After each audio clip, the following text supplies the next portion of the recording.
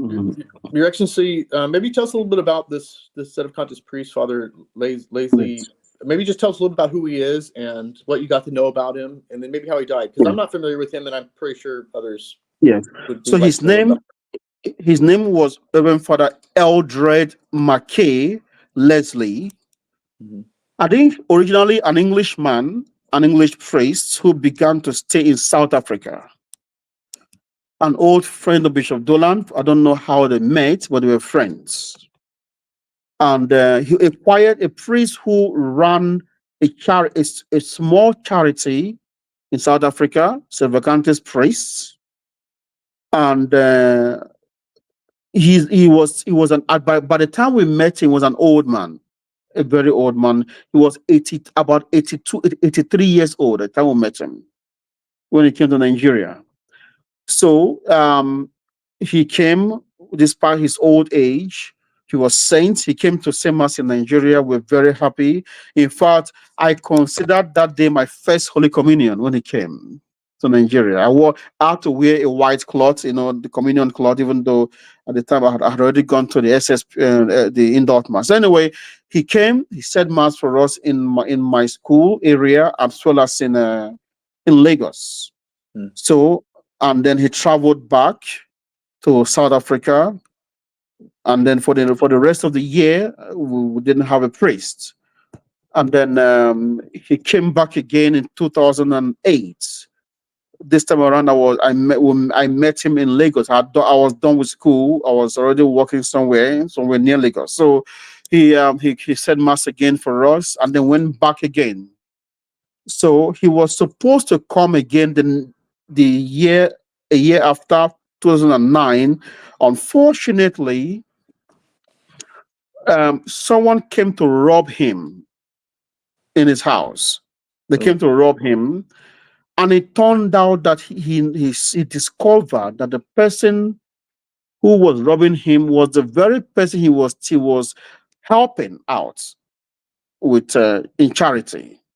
hmm. So it seems as if he saw his face. And because he saw his face, he killed him for that.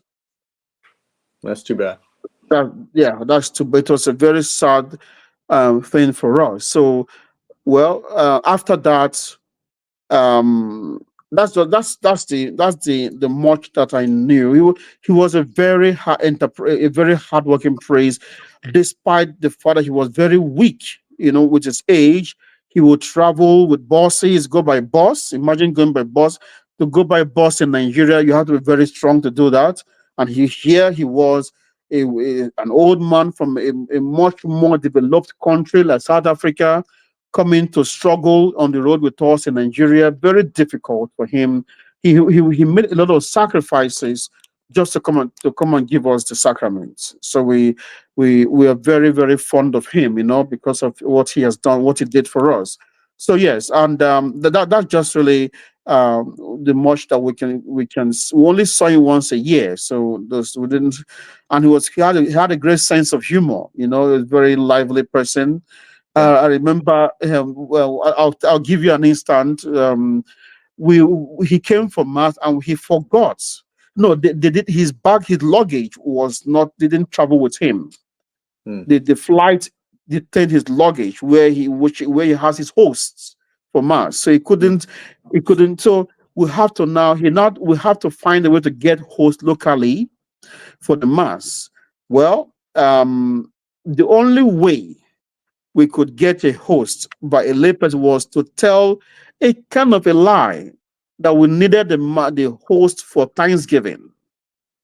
Okay. You know, so when the young man came back to explain to him how he got the host, father said, "Well, the mass is a Thanksgiving, and we are brothers and sisters, so that's fine."